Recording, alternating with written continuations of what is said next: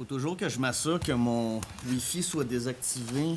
Parce qu'il y a des gens qui m'envoient des fois des photos de chats, puis c'est pas forcément pertinent en colloque. Donc, je le présente pendant qu'il s'installe. Donc, Simon Laperrière est doctorant en études cinématographiques ici à l'Université de Montréal. Ses recherches actuelles portent sur les fan theories, la surinterprétation et la culture populaire. Il a récemment publié Series of Dreams, Bob Dylan et le cinéma aux éditions Rouge Profond. Sa présentation s'intitule Le parc de Westworld a été localisé, fiction contemporaine et fan theories. Donc, est-ce qu'on a... Voilà, d'accord. D'abord, merci à Thomas et Martha de m'avoir invité à partager mes travaux actuels dans le cadre de ce colloque. C'est toujours un plaisir de participer à ce type d'événement, principalement pour les rencontres que l'on peut y faire. Donc, jusqu'à présent, ça a été très agréable. Donc, né de l'esprit mégalomane du dénommé Dr. Robert Ford, le parc d'attractions Westworld permet à ses visiteurs de vivre une expérience de simulation hors du commun. Une simple balade dans cette restitution grandeur nature de l'Ouest américain suffit pour être transporté vers une époque mythique de notre histoire. Ses résidents, des androïdes hautement sophistiqués, sont programmés pour interpréter une galerie de personnages tirés tout droit des chefs-d'œuvre de John Ford. En interagissant avec eux, il devient alors possible d'orchestrer un cambriolage ou de voler ou d'aller à la rescousse d'une dame en détresse. Il n'y a qu'une seule règle à Westworld, soit de suivre ses propres désirs.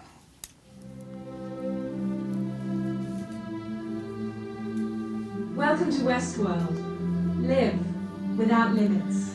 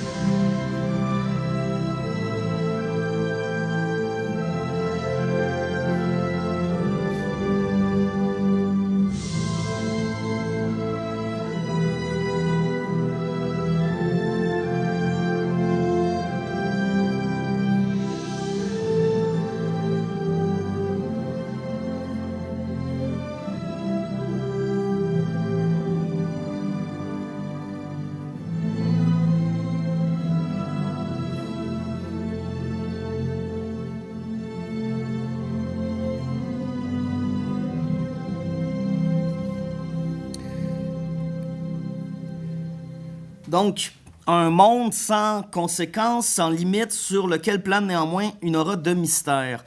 Son passé, par exemple, s'avère trouble. Certains oui-dire prétendent qu'il y a 30 ans de cela, une tragédie aurait été causée par une perte de contrôle du système informatique. Et craignant pour sa réputation, l'administration du parc se serait alors empressée d'effacer toute trace de cette catastrophe aux conséquences morbides. Or, des historiens amateurs affirment avoir mis la main sur des documents audiovisuels qui attesteraient ce cas de négligence honteux. Selon eux, l'un des principaux acteurs de l'incident sera entreposé loin des regards dans le sous-sol de Westworld. Une autre rumeur veut qu'un immense labyrinthe serait dissimulé au cœur de ce désert synthétique. Persuadé de son existence, un habitué au tempérament antisocial serait à sa recherche depuis des lustres. La plus grande énigme de Westworld concerne néanmoins son emplacement. Encore aujourd'hui, personne n'a réussi à situer le parc sur une carte géographique. Sa localisation est vraisemblablement maintenue dans le plus grand des secrets. Tel que vous l'avez sans doute remarqué, la campagne publicitaire de Westworld, contrairement à celle de d'autres parcs similaires comme Disney World et Jurassic Park, ne divulgue rien par rapport à cette information. De plus, ses employés semblent être dans l'obligation de respecter un accord de confidentialité particulièrement strict. Jamais ils n'évoquent leur lieu de travail, même lorsqu'ils conversent entre eux. Cela pourrait paraître anodin, sauf si l'on tient compte que leur contrat exige d'importantes obligations. Ils sont effectivement tenus de rester à Westworld pour un long séjour, lors duquel ils se trouvent loin de leurs proches. Qu'aucun membre de l'équipe ne se plaigne de cette situation s'avère tout de même curieux. Les vacanciers, quant à eux, pourraient obéir à des restrictions similaires. Tout comme le corps de métier du centre récréatif, ils ne font aucune allusion à la destination de leur voyage. Ils n'ont cependant aucune gêne à divulguer leur provenance. On pourrait ici soulever l'hypothèse qu'ils ignorent tout simplement où ils se trouvent. Peut-être ont-ils été guidés vers Westworld les yeux bandés, comme dans un roman d'Agatha Christie, à la manière d'invités à une fête privée dans une villa luxueuse. Pareille intuition ferait sens si ce n'était qu'aucun visiteur ne questionne jamais où il se trouve. Tout laisse donc croire qu'ils en ont pleinement confiance, mais qu'un règlement leur interdit de tout simplement en parler. Quelqu'un, le Dr. Ford peut-être, chercherait à nous proscrire l'accès à Westworld, au point de retirer sa localisation de tout sujet de conversation. La question ici n'est pas de savoir pourquoi, mais bien de revenir sur l'infaillibilité de sa démarche. Le parc est-il réellement impossible à repérer? Dr. Ford et son équipe auraient-ils pu laisser à leur insu quelques indices derrière eux? La réponse, vous en doutez, est oui. Mais pour les trouver, il fallait compter sur ces historiens amateurs que j'ai cités plus tôt, les fans. C'est en 1995 qu'Henry Jenkins publie un texte fort portant sur les salons virtuels dédiés à Twin Peaks. Sa réflexion s'articule autour de ces communautés qui ont pu voir le jour suite à l'avènement d'Internet. Les téléspectateurs férus de David Lynch, avance-t-il, emploient de nouvelles technologies pour partager leur impression sur un objet qui les fascine. En premier lieu, le recours au magnétoscope leur permet de visionner à plusieurs reprises un épisode afin d'y déceler des éléments susceptibles de nourrir leur réflexion, pratique qui est d'ailleurs toujours courante comme on l'a vu aujourd'hui. Comme l'ont rappelé plusieurs auteurs après Jenkins, les supports physiques comme la vidéocassette et ses successeurs ont grandement changé notre rapport avec une œuvre cinématographique ou télévisuelle. Dans un essai récent sur The Shining, K.J. Donnelly insiste sur ce point. VHS and later home formats allowed for halting, rewinding, and even reversing the film. Subtleties and hidden correspondences could become far more apparent. Ces indices, repérés grâce à une lecture détournée d'un film comme celui de Kubrick, j'entends dire par là qu'elle dévie de celle fixée par l'auteur, sont ensuite exposés dans le cadre de débats en ligne. Toujours selon Jenkins, une interprétation à l'ère de l'Internet ne relègue plus du privé, elle est désormais de l'ordre du social. Son sujet a l'opportunité de la communiquer dans l'espoir d'établir un dialogue. Les spéculations sur Twin Peaks qui intéressent Jenkins se définissent donc par leur dimension collective. Elles évoluent grâce à un groupe d'initiés qui l'alimentent au quotidien, parfois même lors de la diffusion en direct d'un épisode. L'article « Do you like to make us feel so stupid » a conservé son actualité 25 ans après sa parution. Bien que les internautes ont quitté les forums de discussion pour les réseaux sociaux, ils continuent d'échanger sur différentes plateformes audiovisuelles, sur différentes productions audiovisuelles contemporaines. Une plateforme comme Reddit, par exemple, donne accès à une constellation de groupes dédiés à des longs métrages, des jeux vidéo et bien sûr des franchises. Et compte tenu de sa popularité, il n'est pas surprenant d'y retrouver de nombreux billets, ou subreddits pour être exact, consacrés à la série Westworld. Chaque épisode est décortiqué dans le moindre détail par des fans soucieux de résoudre les nombreuses questions que la série HBO laisse sans répondre. Bien que certaines hypothèses tiennent de la surinterprétation, citons par exemple ce débat qui cherche à tisser des liens canoniques entre Westworld, Game of Thrones et Jurassic Park, d'autres, au fil du temps, se sont avérées véridiques. Ainsi, une analyse du costume de l'homme en noir a ainsi permis aux fans d'identifier l'énigmatique personnage avant même qu'il ne soit officiellement démasqué. Pour ceux qui n'ont pas vu la série, pas de spoilers. Parce qu'il demeure toujours inconnu, l'emplacement potentiel du parc d'attractions est un sujet qui est très en vogue. Certains membres de Reddit croient qu'il serait caché au cœur du désert australien. D'autres vont plus loin en proposant qu'il se trouverait sur la planète Mars. Et face à ce flot de possibilités, un vlogueur du nom de The Film Theorist a eu la bonne idée de comparer différentes hypothèses afin de cerner celle qui serait la plus crédible, et ses conclusions ne laissent planer aucun doute.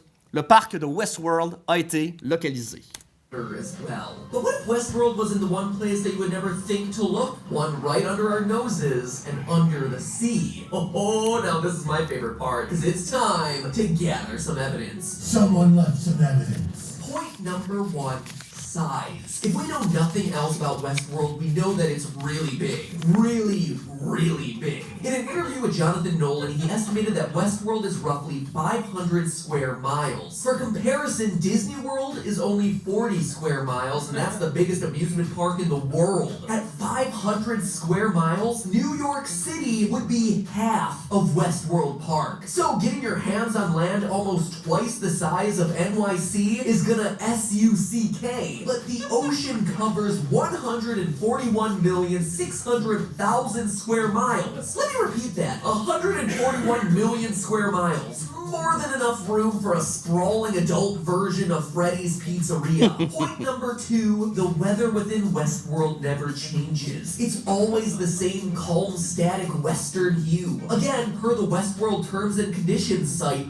quote, statistically speaking, you're more likely to die from a lightning strike than to die while in a Delos park, end quote. But if that's true, which obviously it must be since it's online and everything online must be true, then the desert must have a very non-desert-like temperature, considering a typical desert in the summer sun can reach highs of 140 degrees Fahrenheit before plummeting below 50 at night. And that level of fluctuation can and does kill. So if the Delos Corporation claims that Westworld is basically the safest place on Earth, that means that they have complete control over the weather. It can actually be a real desert, but if it's not, then what exactly is it? Well, in another interview with Jonathan Nolan, he revealed one of the biggest influences on Westworld, the video game BioShock. Quote, I was a big fan of the BioShock video games, which I thought were among the most literate and thoughtful pieces of entertainment that I've seen in the last 10 years. End quote. Him and me both. And in BioShock, we follow our protagonist Jack as he navigates an Art Deco wonderland built entirely, you guessed it, underwater, contained in biospheres created by the mysterious business tycoon Andrew Ryan. Huh, sound a bit familiar? Westworld even has a super subtle reference to BioShock in the background of the 3rd episode. In Robert Ford's workshop, there's an eerily familiar head in the background. The head of one of BioShock's most famous characters, Sander Cohen. And no, I'm not just hallucinating or seeing things. This was actually confirmed by the creators. These references could hint at Westworld being in an artificial underwater biosphere, which makes a ton of sense. In a biosphere, Westworld employees would have complete control over the desert environment and could absolutely guarantee complete safety. Just look at the shape of the Westworld's park hologram, an almost perfect circle, just like a biosphere. This underwater... Avant d'aborder directement cette vidéo, qu'on me permette ici un bref aparté qui demeure intimement lié avec ma présentation. Pour nous, universitaires, il peut paraître inadéquat qu'un vidéaste amateur se revendique ici du titre de théoricien. Sa lecture de Westworld, après tout, ne correspond pas au modèle de l'analyse filmique tel que nous le pratiquons. Selon David Bordwell, il serait même erroné de la considérer comme une théorie, puisque, il nous dit, a theory has conceptual coherence, and it is designed to analyze or explain some particular phenomenon, assumption, presuppositions, opinions, and, ça s'applique peut-être à notre film theorist, half-baked beliefs do not add up to a theory. L'apport du film theorist au savoir s'avère somme toute pauvre, puisque son analyse de Westworld n'ouvre pas la voie à des approfondissements ultérieurs. Il n'y aura pas de subvention pour ses recherches.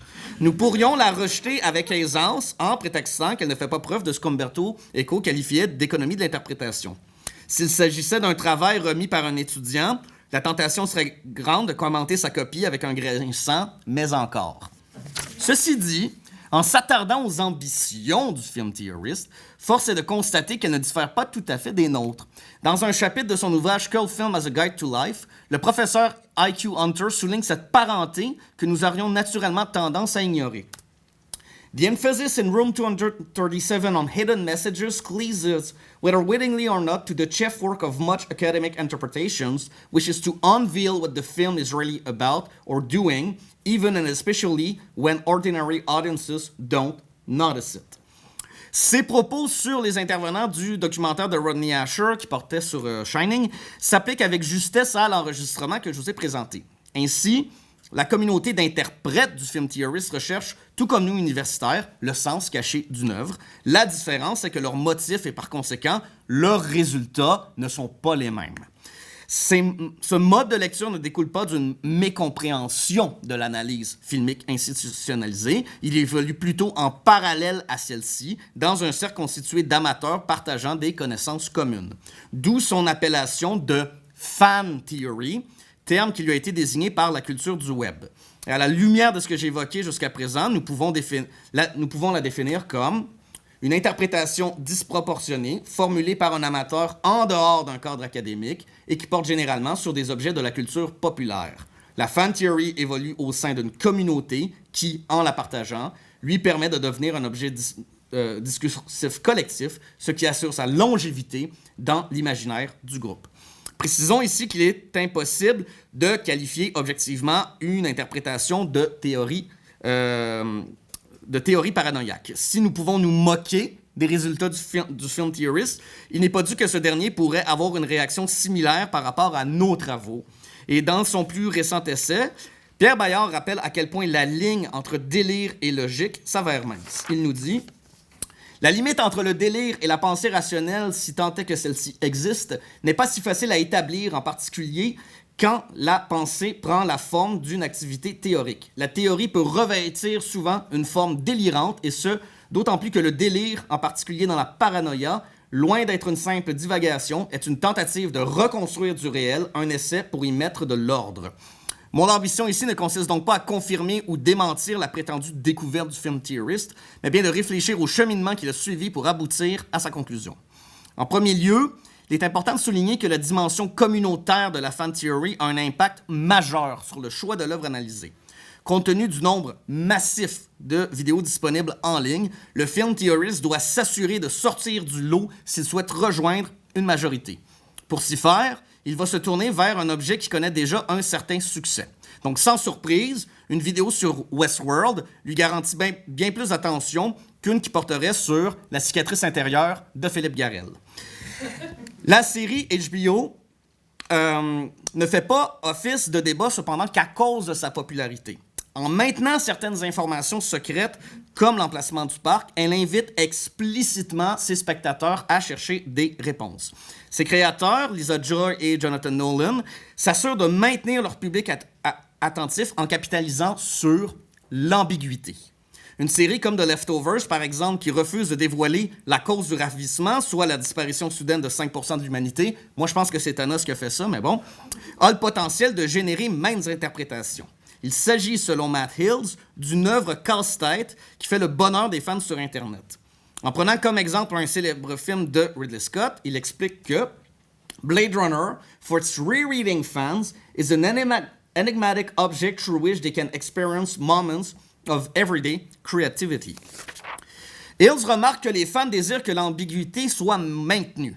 Ils préfèrent une absence de résolution à une solution claire qui apporterait un terme définitif à leurs échanges.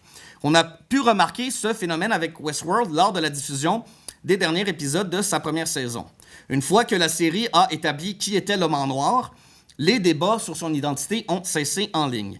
Il y a donc des risques à ce que la vidéo du film Theorist ne soit vouée à devenir désuète. Elle va conserver son actualité tant et aussi longtemps que le lieu du parc demeure un secret. L'ambiguïté de Westworld, elle découle d'une mise en évidence qu'un univers fictif s'avère fondamentalement troué. Tel que l'a démontré Pierre Bayard dans ses critiques policières, un texte ne dévoile jamais la totalité du monde dans lequel il situe son récit. Des informations vont forcément manquer à l'appel, comme par exemple le trajet que prend un personnage pour se rendre d'un point A à un point B. Ces lacunes peuvent alors être comblées par un recours à l'imagination. Cette incomplétude du monde littéraire n'est cependant pas absolue, elle est réduite par l'intervention du lecteur. Celui-ci vient, en effet, à compléter, non pas intégralement, mais partiellement, les failles du texte. Bayard le démontre d'ailleurs dans ses essais, en cherchant, par exemple, à démasquer le véritable assassin de Roger Ackroyd. Il en va de même pour le film Theorist, mais sa démarche ne focalise pas que sur la série. Comme vous avez pu le remarquer dans sa présentation, son attention porte majoritairement sur le paratexte de Westworld, à savoir des entretiens avec ses créateurs ainsi que le matériel promotionnel de la série. Afin de donner aux spectateurs l'opportunité de prolonger leur expérience avec la fiction, les studios HBO ont mis en place un faux site touristique s'adressant à d'éventuels visiteurs du parc. On y retrouve des informations sur les activités que Westworld propose ainsi que sur la fondation de cette reconstitution de l'Ouest américain. Or, aux yeux des fans, pareil produit dérivé, auquel un spectateur moyen n'accorderait que peu d'attention, eh bien, ce produit dérivé s'avère précieux puisqu'il participe au canon de la série. La plupart des fictions contemporaines, on le sait, sont de nature transmédiatique. Elles se déploient sur diverses formes, allant des bandes dessinées aux jeux vidéo. Dans le cas de Westworld, son noyau se trouve à être la série, mais ce qui gravite autour, les sites web, doit être considéré par quiconque cherche à compléter les failles se trouvant dans chaque épisode. Their secondary text, nous dit Will Brooker sur les franchises transmédiatiques, are not nostalgic archives collections, but supplementary narratives which push back the boundaries of the existing stories. Ce souci de l'exhaustivité témoigne de la compréhension des fans par rapport au statut particulier de nombreuses fictions contemporaines. En réfléchissant aux liens unissant les textes d'un même canon, ils abordent longs métrages et séries à la manière d'un immense casse-tête, métaphore qu'on a d'ailleurs souvent employée dans le cadre de ce colloque, dont il faut unir les pièces pour obtenir une vue d'ensemble. Un puzzle qui n'a cependant pas de résolution fixe, puisqu'aligner ces morceaux autrement en viendrait à obtenir un nouveau résultat tout aussi séduisant. La comparaison à un jeu pour décrire la fiction contemporaine n'est pas à prendre à la légère. Les fan theories, après tout, découlent d'un plaisir que les amateurs tirent de leurs interprétations. Comme l'a remarqué IQ Hunter, anyways, when it comes to such theories, you don't have to believe them. You can see them as entertaining fictions that enable shapely reconfigurations of the films that connect it to the personal obsessions or political beliefs to which the film ultimately will be forced to yield. Un plaisir qui s'avère d'ailleurs contagieux puisqu'il invite le spectateur à y jeter son grain de sel. Ainsi, la révélation du film Tourist soulève de nouvelles interrogations. En effet, si le parc de Westworld se trouve effectivement sous un océan, que peut-il bien se trouver à sa surface? Une possibilité serait qu'un autre parc d'attractions s'y trouve. Rappelons que seulement 3 des 6 parcs conceptualisés par le Dr. Ford nous ont été jusqu'à présent dévoilés. Il pourrait faire sens que, par souci d'espace, l'un d'eux couvre les autres. Dans ce cas, tout laisse à croire que son thème serait le suivant. Merci.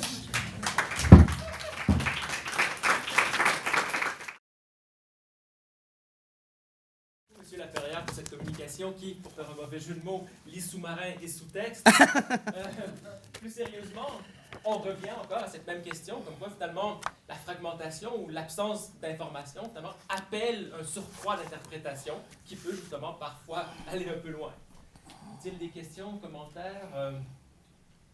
Oui, monsieur? Je sais que dans un de vos cantons, on parlait de régler les failles du texte, mais je trouve ça un terme plutôt étrange parce que je comprends quand il y a un vide et qu'il y a une explication qui manque.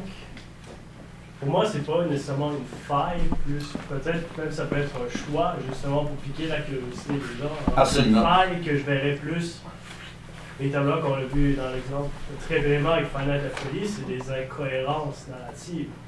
Je dirais que c'est plus des failles. Parce que là, le terme faille, c'est celui qu'utilise Bayard, mais je pense qu'il renvoie vraiment, il l'emploie pas de façon péjorative. C'est pas il le voit pas comme un défaut, mais vraiment une faille comme une faille dans une. Là, je comprends que vous l'envers avec ça. Effectivement, ce serait peut-être pas le bon terme, mais ce à quoi il renvoie, ce sont vraiment des trous. Donc des trous dans la narration, des informations manquantes, qui évidemment, dans certains cas, comme c'est le cas de Westworld justement, on a un trou dans la narration, on ne sait pas où se trouve le parc. Évidemment, c'est intentionnel. Dans d'autres cas, c'est par souci d'économie du récit, par exemple. Quand je prenais l'exemple, le trajet d'un personnage d'un point A à un point B, eh bien, parfois, les fans vont focaliser sur ça. Qu'est-ce qui a bien pu arriver durant ce trajet-là? Serait-il possible que, par exemple, un personnage aurait commis un meurtre, sans qu'on le sache, dans le cadre d'une série? Et c'est ça, justement, c'est l'absence d'information qui va intéresser les fans. Mais peut-être qu'effectivement, le terme de faille a une connotation négative et qu'il faudrait pas l'employer. Je vous l'accorde. Madame? Oui, alors aucun rapport. Est-ce qu'il ne faudrait pas distinguer, mais sans doute le faites-vous, un certain nombre de types de théories? Là, dans la définition que vous donniez, il y avait disproportionné ou quelque chose comme ça. il y a un certain nombre de fan théories qui ont pour but d'avoir une efficacité prévisionnelle, Oui. notamment en cours de diffusion. Ben, comme par exemple, avec l'exemple de Westworld, justement. C'est ça, l'identité de l'homme en noir, ou pour Game of Thrones, l'identité de les parents de Jon Snow. Et pour ça, les fans sont très efficaces. Ils réussissent justement, avec des effets d'intelligence collective, à trouver la solution assez souvent. Et ce que vous nous avez montré, qui est excellent, j'adore, mais qui est totalement ludique. Bien sûr.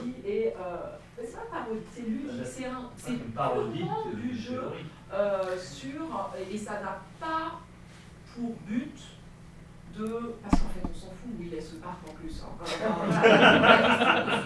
En réalité, la question n'existe pas. C'est une question qui a émergé comme étant un point d'intérêt pour jouer, mais voilà, qui n'est pas une vraie question de la narration, ça ne changera rien. Effectivement, c'est sûr que effectivement il y a différents types de fan theory, que certaines ont disons qu'on pourrait appeler ça des interprétations économes. Justement, tenter d'identifier l'homme en noir, tenter de définir, j'en parlais tantôt durant une intervention, l'assassin dans True Detective, et qui vont faire vraiment un souci de demeurer dans le régime qui est proscrit par l'œuvre. Quand je dis disproportionné, c'est que bien souvent, il y en a énormément, je ne serais pas prêt de dire la majorité, mais un nombre significatif qui, eux, vont beaucoup plus loin, par exemple, situant le parc sur la planète Mars, qui dans le régime de Westworld ferait absolument aucun sens, mais parfois même en établissant des liens assez étranges, comme celui de Jurassic. Est-ce que le parc de Jurassic Park pourrait être un des 6e parcs?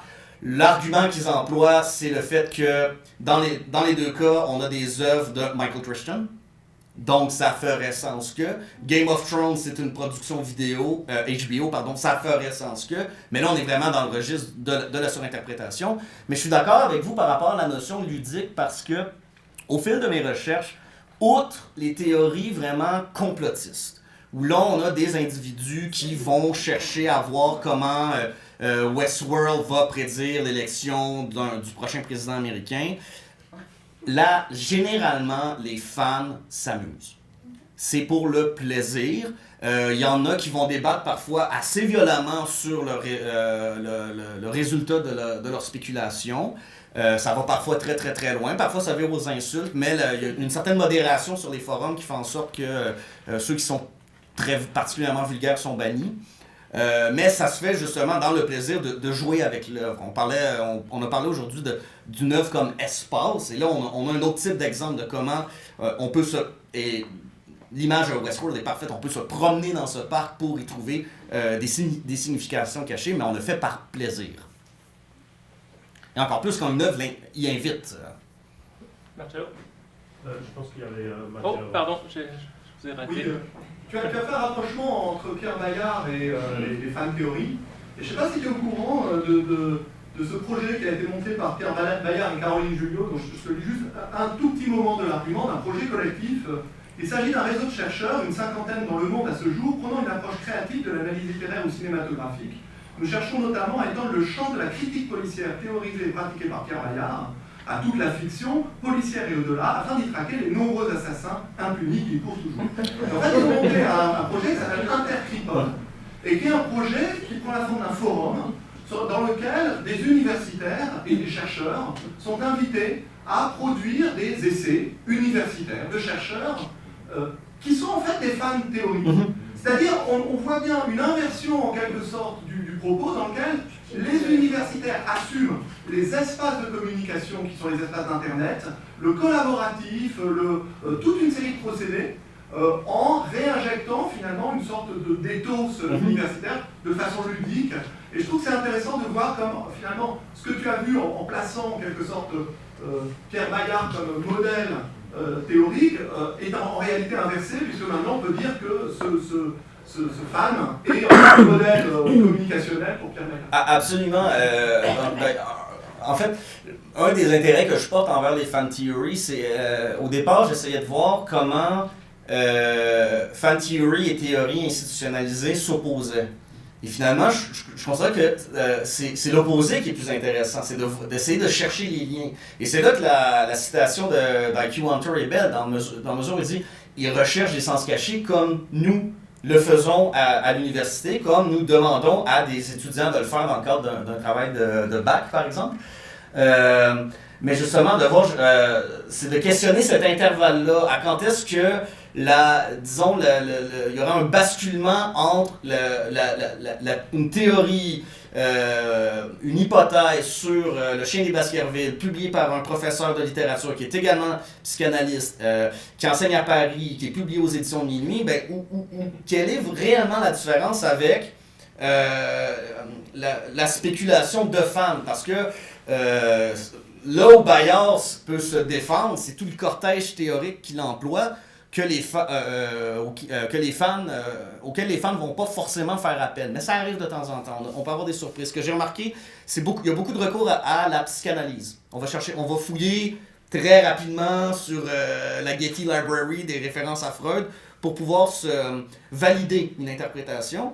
Et là, on se retrouve avec autant on a une interprétation qui est un peu disproportionnée d'un film, mais autant il y a une reprise du modèle d'analyse qui est présente afin d'authentifier la lecture de l'œuvre. Mais effectivement, le cas de Pierre Bayard est vraiment intéressant parce que si c'était pas... Au final, c'est une question de cadre. Parce que si Pierre Bayard n'évoluait pas dans le cadre universitaire, probablement qu'il serait sur des forums. sur des forums. Et c'est fascinant ce que... J'avais eu vent de ce projet-là, mais j'avais pas fait de suivi. Je trouve ça absolument génial que finalement le projet c'est un forum. Ça, je trouve ça absolument fascinant. Donc Marcello et Monsieur ensuite. Juste pour rester sur Pierre Bayard, oui, il me semble que c'est la même chose. C'est-à-dire il y a une volonté, peut-être une différence entre les deux, c'est que chez Pierre Bayard, la volonté de faire une parodie sérieuse sur la théorie a un objectif qui est celui de révéler les mécanismes de fonctionnement de la théorie. Donc l'idée c'est de dire, regardez comment fonctionne la théorie, puis il y a une argumentation, il y a des preuves, etc. Évidemment, si on applique la théorie au domaine diégétique, à la sphère diégétique, on comprend qu'on a ce que je trouve intéressant de ce type de théorie, c'est que en fait, elles mettent en place l'ensemble des dispositifs formels où elles essayent de mettre en place de façon plus ou moins fine, mais c'était plutôt fin, la vidéo que vous avez montrée. Les dispositifs structurels de la démonstration théorique sont les mêmes que nous utilisons. Après, c'est le contexte qui est déplacé. Et du coup, cette parodie est intéressante parce qu'elle dévoile aussi le fonctionnement, elle nous donne un regard critique sur le fonctionnement formel par contre. C'est-à-dire que, après on peut faire théorie sur tout, mais du coup je pense qu'on devrait apprendre, nous, à partir de ce décryptage parodique, et c'est ce qu'enseigne un peu Bayard, mais peut-être aussi cette peinture, à nous prendre un peu moins au sérieux en tant qu'universitaire. Exactement, mais c'est vrai que les fans n'ont pas, dans leur ambition de dévoiler des secrets, n'ont pas la distance critique, ils ne vont pas se demander, mais j'arrive à la conclusion que Westworld se place sous l'eau, et je pense qu'on a tous déjà eu des impressions comme ça en regardant un film, à se dire, mais pourquoi c'est lui le tueur? Est-ce que ça ne pourrait pas être quelqu'un d'autre? La question que Bayard se pose, c'est comment est-ce que le texte permet d'arriver à ces conclusions-là? Il y a tout le parcours théorique qui rentre en jeu. Bayard questionne, pour reprendre l'exemple que je disais tantôt, lui questionne le trajet du point A au point B, alors que le fan va directement au point B. Il va tout de suite exposer sa théorie sans se demander qu'est-ce qu'il a pu faire en sorte qui a cheminé à ça. Et même parfois, quand, dans le cadre d'échanges, d'autres fans vont dire « Oui, mais tu dis Jurassic Park est dans le même monde que Westworld à cause que les deux franchises, si on veut, sont inspirées d'œuvres de Michael Crichton. » Ça s'arrête à ça. La distance critique ne va pas plus loin que ça. Personne va dire « Oui, mais c'est dans un désir d'unir des univers communs que tu te positionnes, donc c'est vraiment la critique va se faire par rapport à on reste dans la diégèse, grosso modo, ou dans les diégèses. Une dernière question de monsieur à l'arrière. Oui, non, c'était juste savoir si j'étais le seul à avoir compris cette fan théorie comme parodique. Pour moi, c'est une parodie de fan théorie. Le ton, les arguments qui ne tiennent pas debout, qui sont des apparences d'arguments. Je pense que là, c'est vraiment, cette vidéo est intéressante parce qu'elle est c'est de l'auto-parodie, c'est-à-dire que... et donc du coup ça dévoile exactement ce que je disais, c'est-à-dire le caractère purement formel, enfin, le caractère de surface de la théorie, alors qu'il peut y avoir des fins de théorie très sérieuses. Oui. Il peut y avoir du jeu avec la théorie qui n'est pas forcément sérieux, mais qui n'a pas ce degré parodique. Voilà, donc ça c'était une première remarque. Donc, voilà, je voulais savoir si j'étais le seul à avoir vu tout ça comme parodie, parce que ça me sautait aux yeux. Et l'autre chose, c'est je ne suis pas d'accord avec la définition de notre travail comme de chercher le sens caché. Ah, pourquoi? C'est-à-dire, moi, ma position, c'est de mettre au jour les mécanismes de production du sens, mais pas de délivrer, moi, l'interprétation du texte. Voilà. Et ça, c'est sûr. Mais en faisant... C'est une rupture qui Oui. est sans doute liée à des changements de paradigme ces 20-30 dernières années. Mais voilà, ça me paraît clair. Et effectivement, je crois que le grand public pense que nous faisons ça. Oui, effectivement. C'est ça qu'ils appellent théorie. Effectivement. Là, je suis d'accord avec vous. Je penserais peut-être que tenter de relever les mécanismes d'une œuvre, d'une certaine façon, c'est le simple fait que de montrer la machinerie d'une œuvre, ça rejoint un peu l'idée de montrer quelque chose qui est caché, quelque chose qui n'apparaît pas à un lecteur moyen. Définir comment Hitchcock construit le suspense, c'est mettre l'emphase sur des éléments de l'œuvre que l'auteur a cherché à dissimuler. Donc c'est peut-être là qu'on pourrait dire sens caché, peut-être pas sens au sens d'interprétation, mais au sens de, justement, comme vous dites, de mécanisme. Par rapport à la vidéo que je vous ai montrée, le vlogueur, oui, a un ton très ludique, parodique, il s'amuse, à la rigueur, il se moque un peu de la théorie, mais il est allé puiser des éléments sur Internet qui ont été apportés par d'autres fans, qui, eux, sont sérieux. Moi, je voulais créer un effet de suspense en vous mettant cette vidéo-là, mais peut-être que j'aurais dû le préciser que, en fait, ce vlogueur-là en particulier s'amuse, mais ça, c'est une pratique très courante sur YouTube où des vlogueurs, il y en a un très populaire en France qui s'appelle Didi Chandouidoui, c'est pas son vrai nom, enfin, je crois. Il fait une série que j'aime beaucoup qui s'appelle 5 théories sûres. Et de temps en temps, il aborde des théories sur des